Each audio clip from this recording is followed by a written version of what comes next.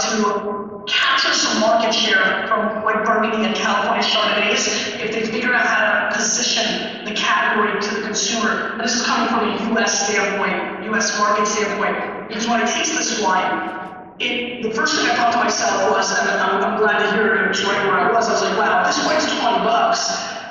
It really, really competes and even shows more class and pedigree than the far majority of just $20 Chardonnays in California right now that are just doing it for the sake of doing it. I think that there's real nice elegance to this. I like the mid palate. It might be a little too oaky or creamy for some consumers depending on where you are on the white wine scale.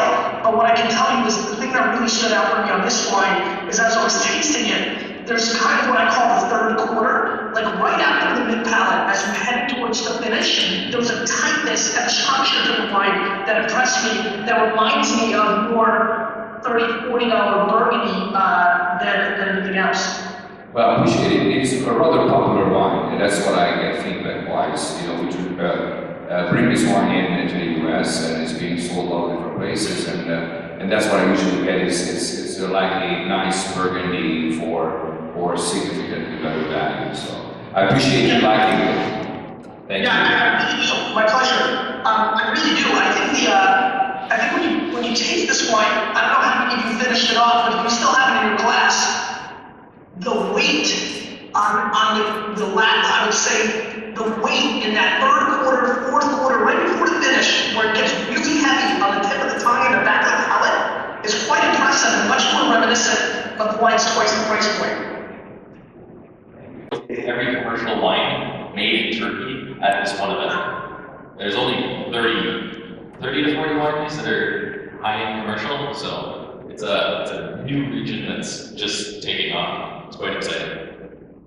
Yeah, so for me, from Istanbul, I put together a small tasting of Turkish wines for some of my higher collectors and friends, and it went really well. I mean, you know, like it's funny to call Turkey up and coming and be making wine a hell of a lot longer there than other places, but there were some hits and some misses, but I have some pretty passionate feelings that Turkey can be a major player over the next 3 to 4 decades, as long as the government doesn't screw them up.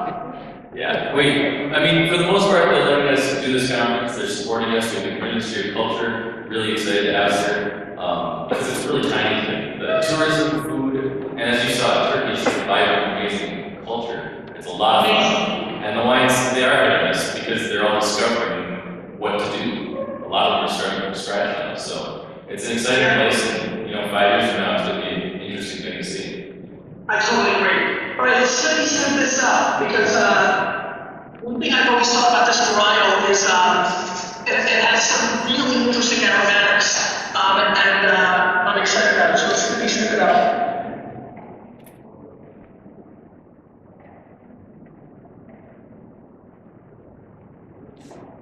So, what are you getting out of this? I'd love to get your point of view on this. Wow. Are you getting any coffee flavors? And there's also a little bit of like a caramel, taffy, coffee, cocoa. It almost smells like an $8 cup of Starbucks coffee. Kind of like with every syrup and style. Yeah, with a little bit of red cherry and pumpkin, definitely. I agree, I think there's red fruit, and there's also a little hint, just on the tail end, as I tail off, a little hint of like faint tobacco, which I like as well. All right, let's give it a whirl.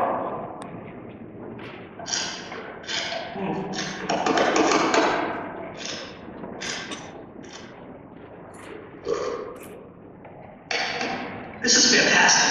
I mean, to me, this is such an indication on what I've always thought about wine, which is this. Let me tell a little quick story. When I first started working for my dad's store in 1992 in America, we had 0 New Zealand wines, 1 Malbec from Argentina. I mean, it was, the wines that we had from Australia were Penfolds and Rosemont and Roxbury. The world has changed so much since that time, and I think Central Europe and this tasting reminds me, when I taste this wine, and I get the Grenache Pinot Noir-like aspects from this wine, it reminds me of how many Americans are familiar with this, which is, by the way, zero. So few. You have any Turkish wines in the States? You do, but it's, you know, you gotta go to a store like my library where you have 40,000 square feet. You don't go into the average wine store and find Turkish wine. It just does not happen, except for bull's blood or something ridiculous like that. And so when you taste a wine of this caliber, I'm really curious. Can you ask the crowd how many of them either dislike it, find it average, or like it? I just want to feel while I taste it. Can you ask? Guys, disliking this wine? Anybody? Okay, there are some in the back. Who thinks it's like an average wine? Yeah, we have like 5. And who liked it? Yeah, majority of the crowd. How many people loved it? Well, like 80%. Probably it will be around 3 to 5 euro exports, but I have to ask it to confirm it. Got it. I mean, to me, when I compare this wine to some of the wine that I have from the Rhone Valley, or, you know, other parts that make Pinot Noir, this is a wine that at $30 US really competes in quality, and it just becomes education, but the wine is extremely good. And the only thing I can think about right now is how I wish that I had some big snout in front of me, because I would pair this with some big snout, and it would be delicious.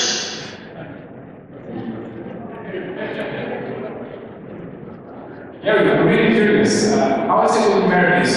When Americans drink wine, what countries are they thinking about besides the States, California? What countries? France, Italy, let me just try to clear this up. France, Italy, Spain, Australia, Argentina more every day. Portugal's picking up a little bit of momentum. But you know, Hungary, Turkey, Central Europe, these kind of other parts, you know, Turkey's totally exception. These other, Slovenia, they're a distant afterthought. I mean, we put enormous effort at my library to educate our consumers to get them to try it, because we feel like the more people try wines, the better it is for us as a retailer, because we're deeply into it. But right now, it's still like France, Italy, Spain, Australia, New Zealand, Argentina, with a little bit of Portugal coming up. And what's your favorite? Malbec right now from Argentina is the flavor of the month, right? It's the darling child. We're selling an enormous amount in the States. It's $10 to $15 a bottle. It's very fruit driven. It's got a little bit more soul than a lot of the California Cabernets. And so we're seeing a lot of action in Argentina. Great, thanks. Can you also do a little focus in the camera? Because now we're talking. Yeah, I see that. I'm trying to focus like the next.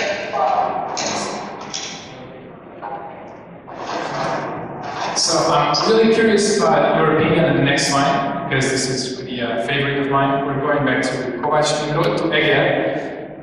This is going to be a Rhapsody Bicambia from 2006. Let me just fix that. Yes, I'm looking forward to this. So is this a favorite wine of yours? No. It's Nimrod again. You remember we just talked to. Maybe yes, somewhere. If you can come out just here to show yourself. Introduce your wine as well. Alright, let's do this. Meet Kovács. Cheers. Hi there. How are you? Good. This is just a kind of prejudice rule with the retails at right around $14.99, $15.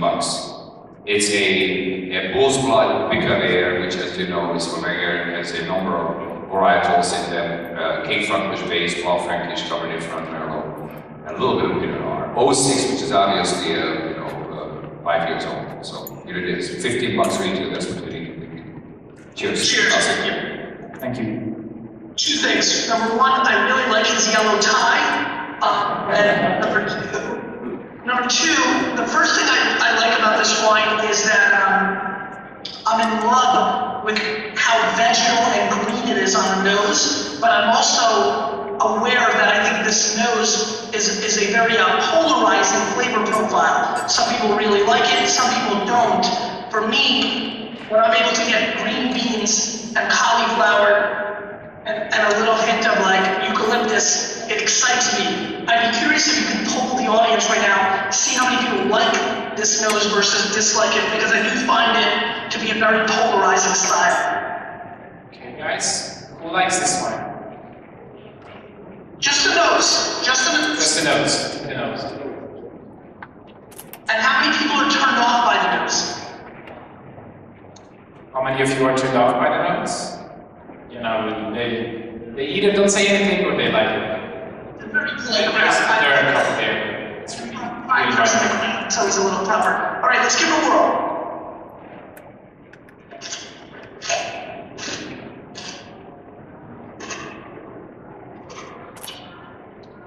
So here's what I think about this wine. And I know Ryan is familiar with Wine Library TV, so they'll know this, and some of you as well. This is so up my alley. Anytime I can get vegetables and the green topsoil, I feel like I'm eating dirt, sprinkled with like broccoli and some snap peas, and that excites me. There's a little hint of breadfruit, but I'm also very aware that this flavor profile is something that a lot of people in the US are still turned off by and find it difficult. To me, this is tremendous. What do you think? Why are they turned off by this taste? Is not too heavy, or? No, because I think a lot of people still want wine to have fruit, right? I mean, when they think about wine, they think of strawberries and plums and cherries, and you know, this wine has more aggressive kind of vegetal, earthy tones, which I find extremely attractive. Sure, there's some dried plum and some other flavors, but it's dominated by the flavors on the vegetable side. But you're talking to somebody who'd rather eat, you know, peas or broccoli or carrots over fruit, and that's why these kind of wines speak to me. But there's still a lot of palates out there. You know, again, if people in the crowd were being less polite, or if you surveyed 1,000 people in Times Square in New York City, you're going to see a lot of people turned off. This is too aggressive on that vegetal side. For me, though, this is the perfect wine to pair with a hamburger, and that's why I love this kind of style of wine. Thank you. I also like the black pepper, the licorice. There's a lot of nice, there's leather. There's a lot going on here for a $15 price point.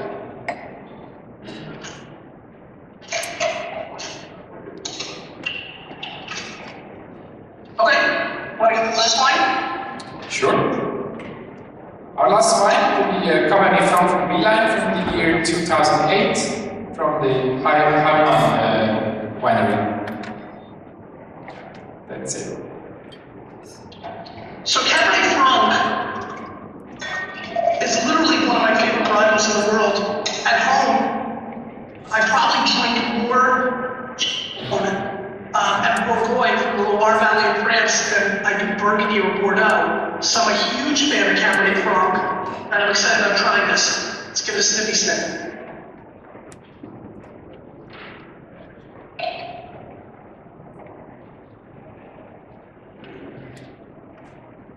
It's kind of a dark nose. I get the kind of like squid ink, a little hint of dark plum. I get a little bit of pomegranate, and a little bit like what I always call like oil from like a car station. There's a little hint of like that rustic, you know, kind of auto body shop thing going on. Do you get vanilla? Do I get what? Vanilla. I get a little bit, yeah. I mean, it's on the tail end, I think, from the oak treatment. Yeah, I can see it. Let's give it a whirl.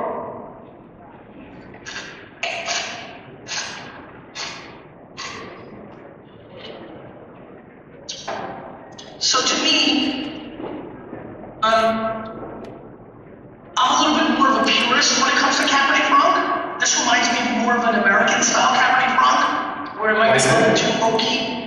It's a nice wine, but not the most exciting for my palate because it feels a little bit internationalized, and I would have liked to see it to be a little more earthy, a little more true to the Cabernet Franc grape.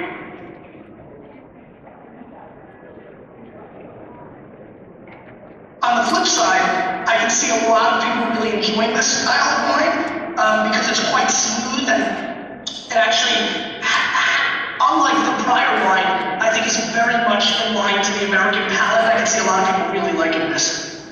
Yeah, and I'm one of them, for sure. I really like it. It's a full-bodied, nice structure, chocolate in the end. It's really a nice Cabernet Franc.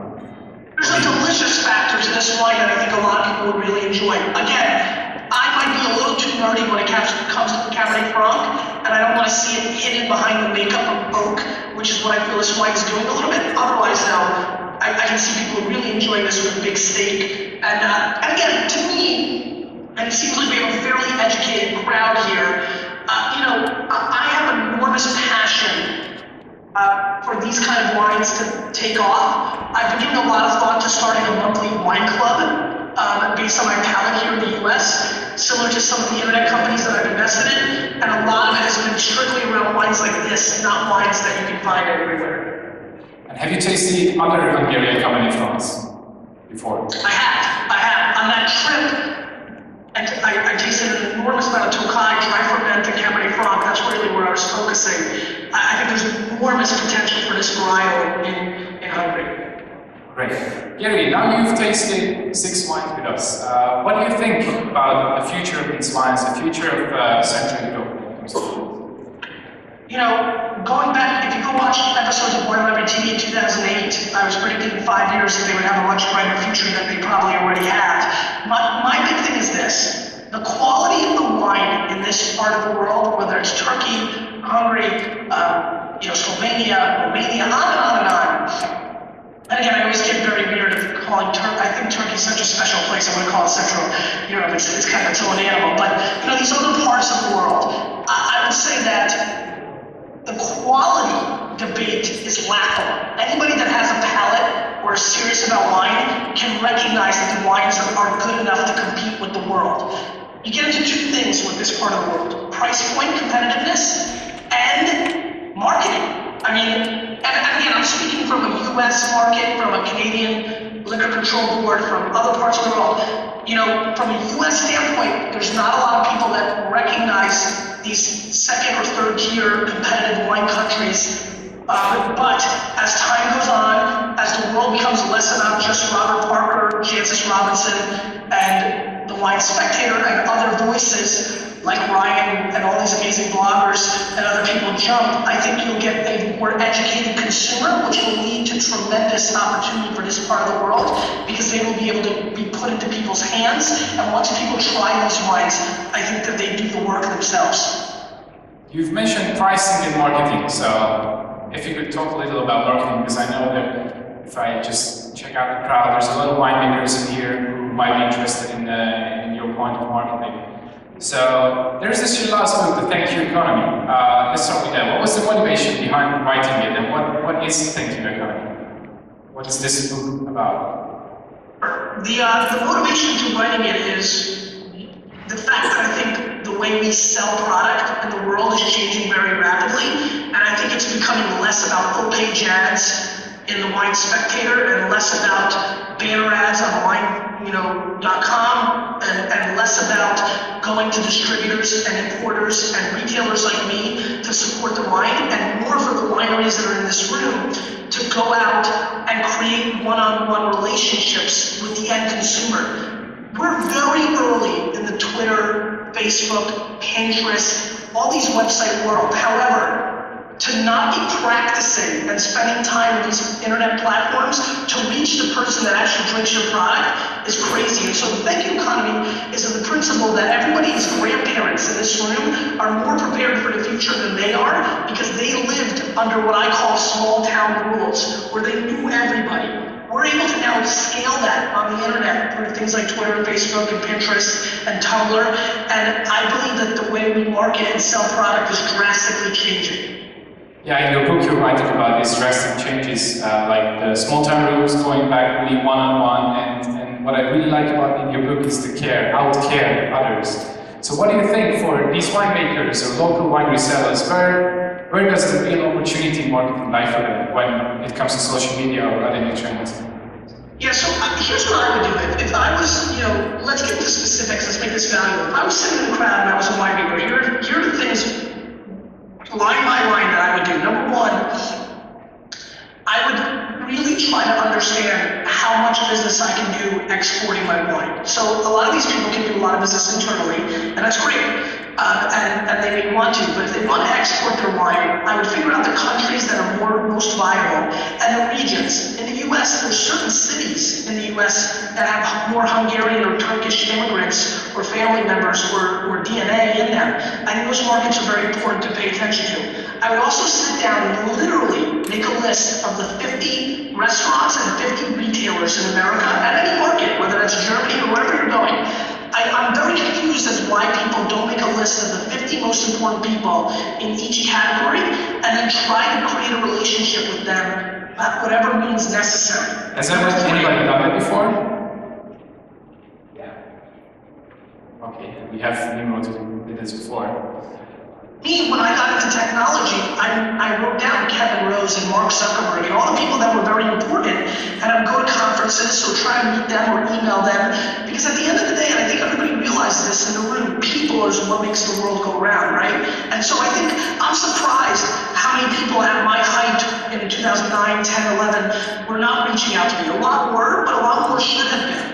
And not just me, I mean, again, back to Ryan or Aldo from Vinography, and there's many, Jim Good, there's so many personalities that matter today. Paul Mabry, there's just so many people out there that are hustling and making things happen. So, A, you have to have a relationship. It's grossly negligent to be in the wine business today, be in this room, be a winemaker, and not have a relationship with Ryan who's sitting right behind you. It's insane. It blows my mind that somebody would be able to live and do their business without being able to do that. And I see that every day. So I would map the 50 to 100 most important people in each market and reach out to them via email or a phone call, go and do a private tasting for them, meet them at conferences, follow them on Twitter and know where they are. That's number one. Number two, twitter.com/search. Every person here who's not going on twitter.com/search every day and searching their brand name, their varietals, their country, is making a huge mistake. The ability to create relationships with people through these platforms are incredible. You can build real relationships. And I think that's something people need to do as well. The other thing they need to do is put out content. You know, little videos reviewing their wines. They should review their wines truthfully, review wines from their region, make 10-second animated GIFs, and take pictures and put them on Instagram. So it's content and it's context. Those are the two things that really need to battle. And which is more important? Where's the balance between content and context? I think the balance comes down to your DNA, right? It's kind of like parenting. There's a lot of things that are important in parenting, but betting on your strengths is very important. There's a lot of people in this room that are extroverts, so context can really matter. Some people might be more introverted, and that's where content's more valuable. I think it's a mix. For me, it's a very even balance of 50-50. But again, it depends on what chapter in your career you are. When I started Wine TV, it was 80% content. I needed to get the content out, and then it became 80% context because I was trying to reach everybody who enjoyed my stuff. So I think it moves, and I think you need to bet on what you're good at, and that's what I would recommend. Okay, what would you suggest to those winemakers that are not marketing gurus? Because let's be honest, not all of them are. They just love the wines, they produce the wines, but you're telling us that you really need to be on top of your marketing, of your branding and everything, but how can they stay on top? Because it's moving so fast. I'm working in the communication industry, but it's even hard for me to sometimes to follow where we are with the trend. Yeah, so I think it's a good question. And don't forget, listen, I can't make great wine. So like everybody has different skill sets. You know, if I was to come out with a wine, and I've thought about it 100 times in the last 2 years producing my own brand, I wouldn't go and start doing it myself. I would hire or partner with somebody who can really create top quality wine. You have to know what you're good at. I would tell you that anybody here, if they can afford it, need to either get an intern or somebody full-time and pay for it. Stop wasting money on giving samples away to people who don't care or things of that nature. Reallocate your funds and hire somebody to stay on top of it or do the work, because this is an integral part, especially if you want to break through in the US market. To come in without marketing and marketing structure and awareness of where the world's going digitally, it's almost impossible. Okay, thank you. About wines, you really have to sell wine. So in the end, you're making business with it. How how would you suggest to convert a single customer into a long-term or even a lifelong customer? I mean, what is it that you would suggest to really make this conversion to what you did basically back in the liquor store with fathers? Shit. Sorry? Give a shit. I think the answer is you have to care. I mean, either you care or you don't care. And I think that people understand how to get customers better than they know how to keep customers. You know, one of the things that we do a lot at Wine Library is we call our customers multiple times a year thanking them for their business. You know, and collecting data. You know, if you're a winery, you have somebody stopping by your winery and tasting wine, to not collect their email, phone number, name, address is crazy. You know, having the data and then using the data to stay on top of people and stay in touch with them is very important. Even if it's something nice like sending them a half bottle of wine of the new wine that year as a thank you for buying a lot of wine the prior year. I think it really comes down to caring. And there's really no way to really, you know, tell you how to do this. Either you do it or you don't. But I think the way to keep a lifetime value or keep a high percentage of somebody's wallet in your business is by out-caring your competition. And the way to do that is staying on top of them and having their data and knowing what they're doing and what they care about and what the kind of wines they like. There's a variety of ways, but effort is grossly underestimated today. And I think heavy effort is really what matters. Thank you. And what do you think? How will the wine business look like in 5 or 10 years? So what's the direction we're moving? With all the digital media and not being traditional like years before, what do you think where it is going? What's the trend? I think there'll be a lot of changes, and I think a lot of things will be the same. You know, we're a slow-moving industry because there's a lot of laws in different countries about how we can do things. But I will say direct-to-consumer, DTC. If you guys leave with anything, write down DTC. I still don't understand why people don't want to have a relationship with the last person who actually touches your product. There's way too much time spent on fancy sommeliers and idiots like me. You need to go directly to the consumer. That is who is buying your product, and we can do that now with digital products. I mean, look what we're doing right now. It's an early Sunday morning in New York City, and I got up and I wanted to do this because I want to create more relationships and context, and like, you know, effort and hard work and using technology allows you to scale a lot of things that weren't scaled in the past. So I highly recommend trying to understand the consumer. I think that also we will see a lot more business people in the wine world. I've seen 10 startups from people that have been successful in the supermarket industry or the fashion industry or other industries in the last several weeks. And so we're seeing a lot more people become interested in wine as they realize how big of a business it is and how interesting it is. And I think we'll see a lot more business talent in the business in the next 5 years. Okay, now we know that D2C, direct to customer, we know that we have to care, we have to use social media. But how should we actually convert the interaction, which we do on Twitter or Facebook? How can we convert it into actual sales? I think you create a relationship and then you ask, right? So, I've seen a lot of people build up fan bases and then basically say free shipping today with a call to action. I think you have to be able to want to sell and also not sell all the time. It's a very fine balance. You know, for me, the reason my books have been New York Times bestsellers is because I don't ask for much on Twitter, Facebook, or other platforms during the year, but when it comes out, for those 30 days, I'm pushing my book very heavily. I think that wineries need to do the same. You need to give, and then come September, October, November, whenever your harvest is, you need to ask. So I think it's a combination of I kind of look at it as like good cop, bad cop. For 90% of the year, you have to be the good cop. But for 10%, when you're asking for sales, you have to be a bad cop. And so I see a lot of people that do it wrong 2 ways. Number one, they're always selling and then people tune them out because it's spam. Or number two, they're just too scared to ask for a sale. They're not good at closing the deal.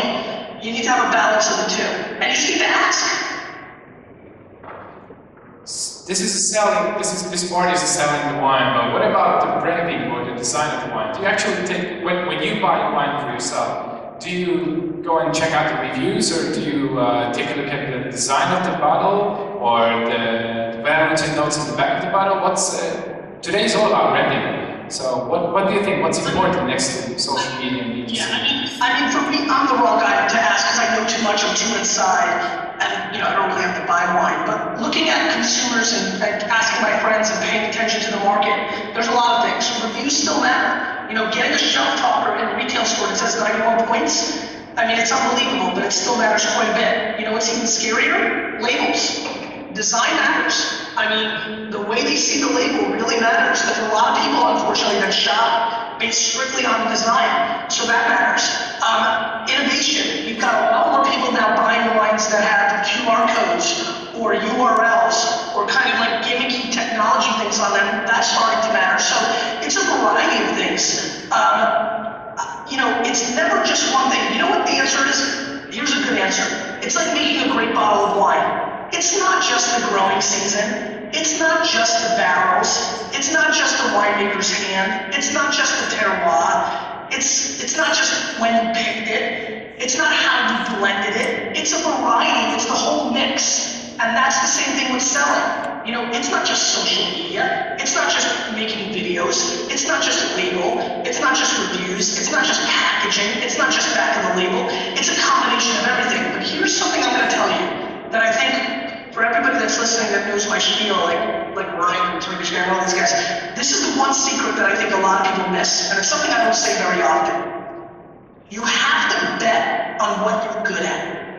Too many people are trying to be everything else. I bet on what I was good at. I was good at being in front of a camera. I was good at working my ass off. I was good at engaging with people. There's a lot of things I'm not good at. I'm not really great at writing. I'm a ghostwriter for my books. I'm not a good writer. I don't have every single stat in my head. I don't have the luxury of spending as much time at vineyards as I want. And I think I see too many people trying to be me, or trying to be like Ryan, or trying to be like Alder, or trying to be like Parker, or Jancis. That's a huge mistake.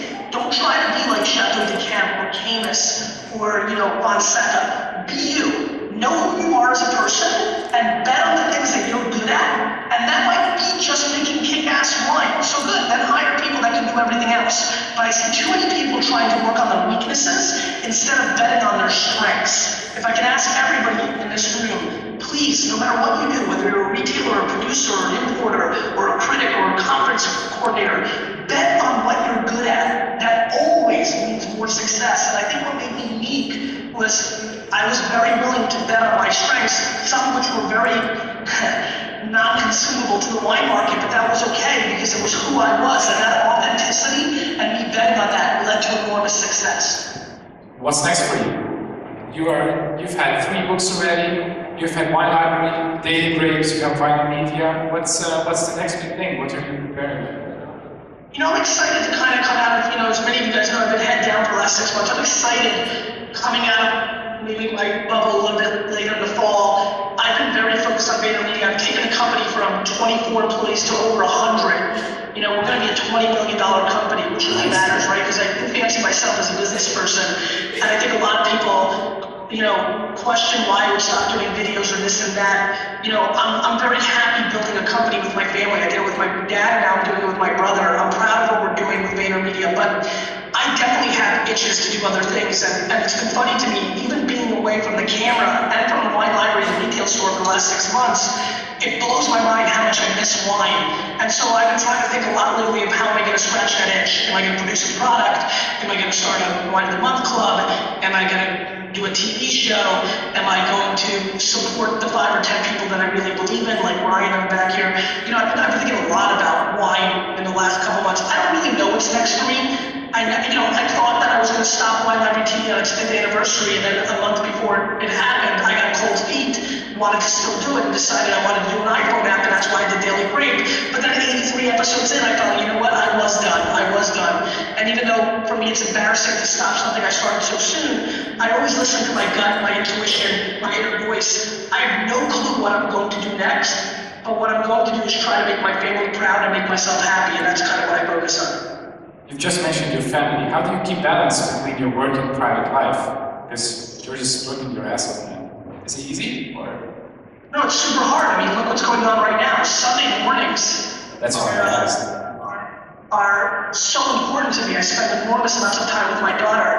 Like I'm having so much fun right now and seeing some old friends and really enjoying this. But another part of my brain is, I can't wait to get out of here, go meet Indonesia, we're gonna go to art class, we're gonna make some soap together.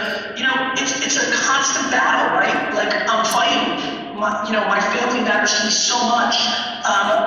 But I'm also very ambitious and I'm very hungry, and I also feel this extended family in my business world, whether it's something like this with wine or with, I'm going to San Francisco on Monday to meet with the CEO of Twitter. It's just this enormous battle is absolutely the hardest thing that I have to deal with in my life. Not to mention something else that's been popping up in my mind for the first time, which is, how about a little bit of time for me, right? Like, what am I, it's either family or work. I took AJ, I got my brother AJ tickets for his birthday to Toronto for a Knicks Toronto Raptors game.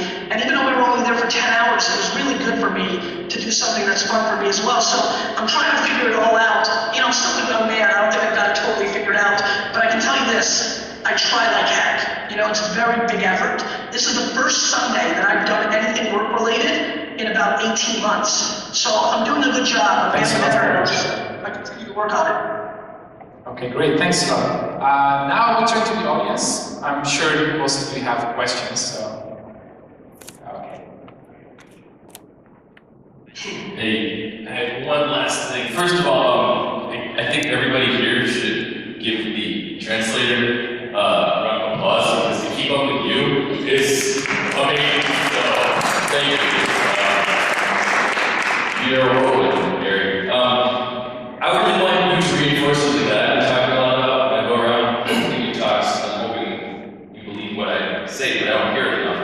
And that is, we're in Turkey, Croatia, Romania, Hungary, and a lot of these places are just starting to work together to create their generic bodies, which sometimes generic bodies work, sometimes they don't. But the key word that we struggle to come into people's head is collaboration.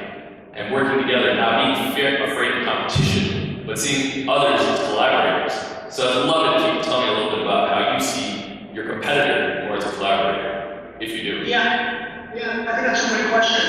So that's a really great question, especially because of the way my DNA is. I love competition and I like having competitors, but as I started getting into the Wine TV world, I became more interested in collaboration. I was more willing to give love to you or Albert or to anybody, Jamie, any other voice out there, Paul, here's the thing that I worry about, because I think about this from a business standpoint as well. A lot of these wineries are business wine, as you know, and they're all in a useful stage right now. And I think collaboration comes with maturity. And so I always get worried to try to get them to do it before they're ready. While I think that you are absolutely giving them tremendous advice. Here's what I would tell you, now understanding where you're coming from and seeing that you're preaching this gospel. Back to what I was talking about before, like betting on what you're good at. I would highly recommend for you, as somebody who's trying to convince people about things my whole life, I would highly recommend that you find the people that it comes natural to, and instead of worrying about all 40 people in Croatia collaborating, find the 2 people in Croatia that collaborate, the 3 people in Turkey that collaborate, the 1 person in Hungary that collaborates, and get them to do something together. Put enormous effort behind that being a success, because copycat works real good, right? When I started Wine on TV, everybody laughed at it. Next thing I knew, 18 months later, there was 900,000 fucking wine shows, right? So, success breeds movement. So, I think you're right, 100% right. And I would tell you that as somebody who's not passion behind it, as you do, try to find the people to bet on. Drive that product or project as hard as you can. Get as much out of the media and attention as possible. Call me, let me know. I'll be more than happy to help you. And then let's use that case study as the driver to force collaboration. Because wasting your time trying to convince people about things gets exhausting, as I know you know. Who would be the next one with questions? Well, guys, I'm sure you do. Marcus. Don't be shy. I have a few questions for you. What was your oldest wine you ever tasted? What was your best wine you ever tasted that you will always remember? What was your best Hungarian wine you ever tasted? Sure. So let's think. So Shaushka makes a Tokai that completely blew my face off. I'm trying to remember the vintage now. It was absolutely incredible. It might have been a 70. Let me get back to Kai. As far as the best wine I've ever had outside of Hungarian wine, it's funny.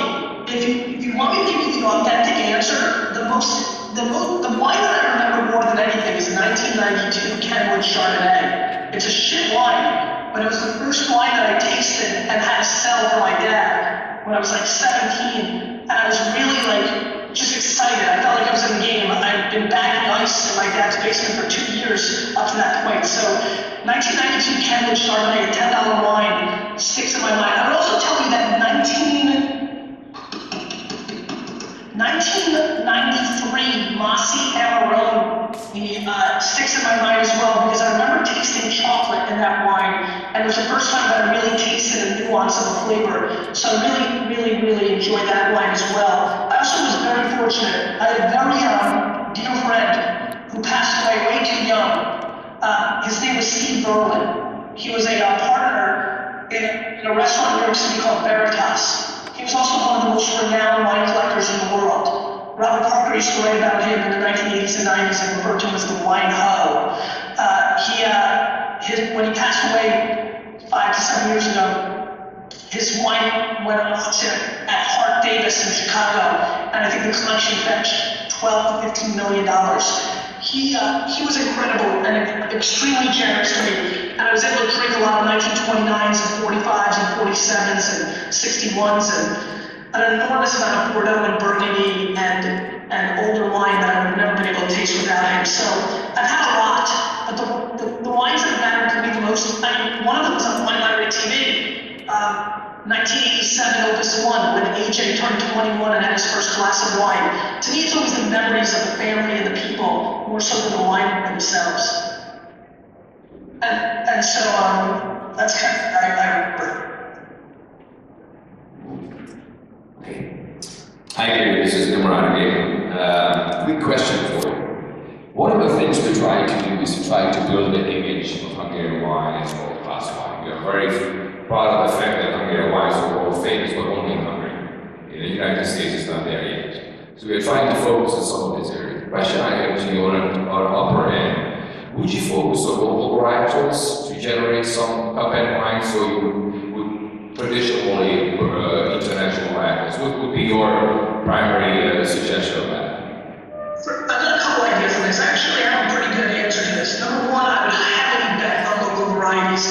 Having your own DNA for your varietals really matters. I mean, when you look at some of the success stories over the last 5 years, look at Malbec in Argentina, look at Albarino, right? I mean, we sell a shitload of Albarino, Gruner Veltliner. I mean, are you kidding me? The amount of Gruner that's sold in America is incredible. So if Gruner can work, you guys can work. Here's what I would tell you, really give a lot of thought to. America, and we're talking about the American market, because I understand. Yeah, I understand, sure. America is very easy to game. I would tell you this is what you should do. You should round up your fellow compadres in this room. I would go on a major blind tasting competition tour in the US every single year. Because America's a one-trick pony. They love the Judgment of Paris, 1976, when America beat France. You will not believe how much press and attention you can get in America if you guys pick 3 or 4 wines to represent you. Here's what I would do. I would have a competition in Hungary to find 4 wines to represent you in the United States. Each year, you can do it. You guys then come and do a blind tasting with consumers and experts in 12 major markets: Houston, Houston, New York, LA, Vegas. Set up tastings. Find somebody to be a host in each market, like me in New York, the top sommelier in Vegas, Wolfgang Puck in LA, that kind of thing. Get a lot of attention around it. I promise you, if you guys win 6 out of 12 tastings for one night, the right kind of person's in the attendance, somebody from Time Magazine or Wall Street Journal, you guys are one good article away from winning a blind competition or getting a lot of attention. America is PR driven. It's very easy if you understand how to do it. Here's the problem. You gotta go big or don't go at all. So I would make it called, the Hungarian or the Central Europe Challenge. Have 4 to 6 wines. Talk to Ryan about collaboration. Maybe it's more Croatian wine,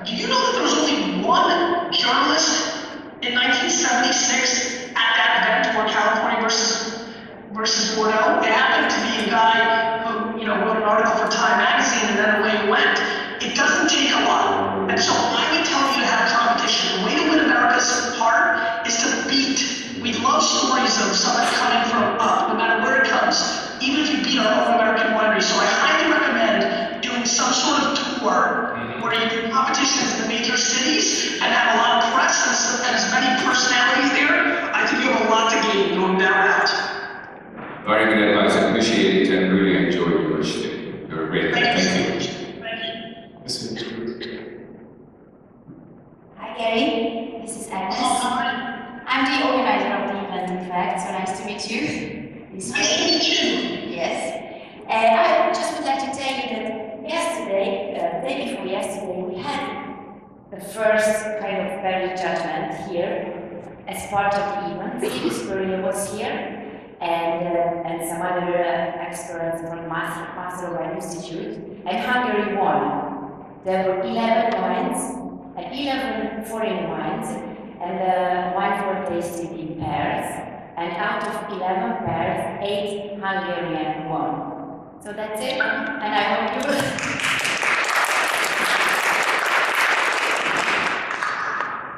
So Now, we will keep on this.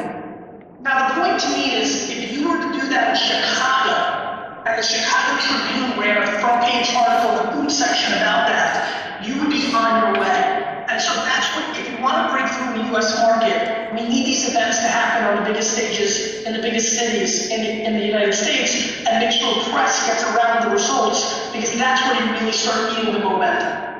Okay, thank you. So we know what to do after that. Yes.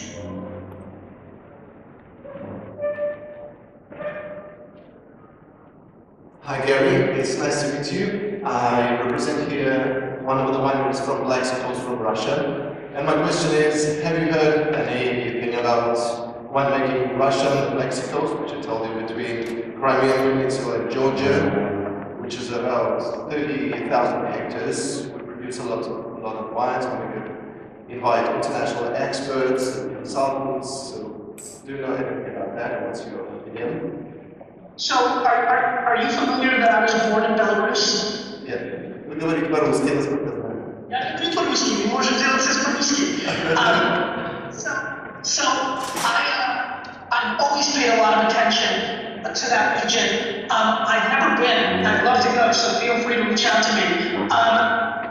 Let me ask you a question. What percentage of the wines being produced there now are dessert wine focused? White focus. Dessert. It's an old story. It's going to the past, because now we concentrate on the international varieties, make international Bordeaux blends and different stuff. And our wine took part in yesterday's Stevens Brienne competition. We got some, I think. So my point is, and I knew that because I've actually been reading about it on the web and staying on top of it. That story is the thing that you need to fight against over the next 10 years, because that's so ingrained in anybody that if they know wine from that region, that's what they default into, right? They think right away dessert wines, and we've not carried our wine library anything outside of 7 sweet dessert-driven wines from that region. So I would tell you that the biggest thing to really think about is how you educate around that subject matter, and also, much like the advice I gave prior, I'm thrilled about international varietals, and I've heard that, but let's figure out which 1 or 2 varietals that are indigenous in the region that are going to be dry and still are going to be the ones that we elevate over the next 20 years, because that's going to be the product that brings you guys to the next level. Okay. And my question is, are you interested to go to Russia to see the vineyards? And do you have a personal interest in that sort of trip? Yeah, if you email me at gary@winelibrary.com, I'd love to set up something for early next year. I've got a lot of family stuff this year, it's going to get hard for the rest of the year, but early next year, that would be a wonderful opportunity. Yeah, so we can contact you on your website and discuss this. Yeah. Спасибо. Thank you. Gary, I think our next question will be less wine related and more media related, but let's see. Hello, my name is Adrian, and I'm really curious on VaynerMedia, how do you actually reach your client and compare with big companies? How do you come over these challenges and how do you win new customers, clients? So how do we pitch our clients and how do we sell them in? So it's very funny. At first I had no idea. I didn't come from agency world, no idea what really we were doing. And I don't scale, right? I can't be everywhere all the time. Then I realized that I really want to sell. And so what VaynerMedia really does is we sell one major core product. We make it a product, really. It's a one-year deal. It's a minimum of $250,000 a year contract. And what we do is we manage all those businesses, Facebook, Twitter, Instagram, Pinterest, 7 or 8 major social networks. We do the community management and we create the micro content. So when we come into a client, like we have Pepsi or GE or all these big clients, we just walk in and say, here's what we do. For 60 hours a week, we will respond to everybody that talks to you on Facebook, Twitter, all these sites, and we will produce content, pictures, videos, storytelling against what you want to accomplish in social media. And we will give you this 4-person team, the account person, the account executive, the content person, and the community manager, little diamond as I like to call it. And that's basically our product. We productize what we do and then we just go and sell that in. And so what I did for me, since I'm a retailer and I like selling product, I turned it into a product, and that's what we did. And then what opinion? Just a second.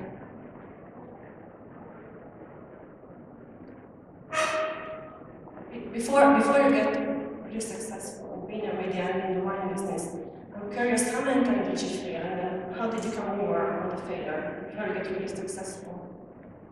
How many times did I fail? Yeah. You know, it's funny, I mean, I'm very much an entrepreneur, so I think I'm failing a lot at the same time that I'm succeeding. I was very fortunate. When I was 12, I started a very big baseball card business. So at 12 years old, I was making $1,000, $2,000 a weekend. This is back to what I said earlier about betting on what you're good at. I've always been a good salesman and a good entrepreneur. So I only failed when I tried to do too much. I'll give you a good example.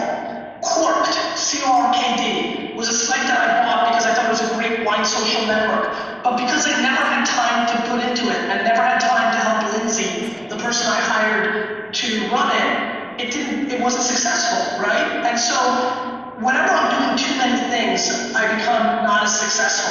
I mean, and so I feel like I'm failing a lot. I feel like a lot of things I've done have failed. Me and AJ started a t-shirt search engine 5 years ago that didn't succeed. I'm always doing things. The reason VaynerMedia has exploded and become such a big business is because I'm not writing books, I'm not speaking as much, I'm not doing Wine Library TV or Daily Grape, I'm not at Wine Library, I've focused, right? And so I think that for me, when I'm trying to do 20 things, I'm doing no things. When I'm doing 1 or 2 things, they succeed. When I focus just on WineLibrary.com, it exploded. When I focused just on Wine Library TV for 4 years, it exploded. I've now focused 6 months on VaynerMedia. We've gone from 20 to 100 employees and have gained $10 to $15 million in revenue. That's why it's exploded. So when I channel my energy to 1 or 2 things, I do well. But failure is something I'm not scared about. And it's something I actually want. I like failing. First of all, I love reading, like my Vayniacs, my fans. A lot of them are writing in places that I messed up, that I should have kept doing wine videos. I should have kept doing what I was good at. They have no idea that I built a $20 million business in 1 year, right? I like when people doubt me. I like failing a little bit and people thinking I'm not doing well. I'm driven by competition and people underestimating me. I'm a very rare breed that actually prefers to fail at some level. I even told my wife something the other night. I said, secretly, I'd like to lose everything. All my money and start all over and just do it again because I enjoy the climb to the top. I don't like the top as much as the climb. And so, yeah, that's kind of how I look at it. Thank you.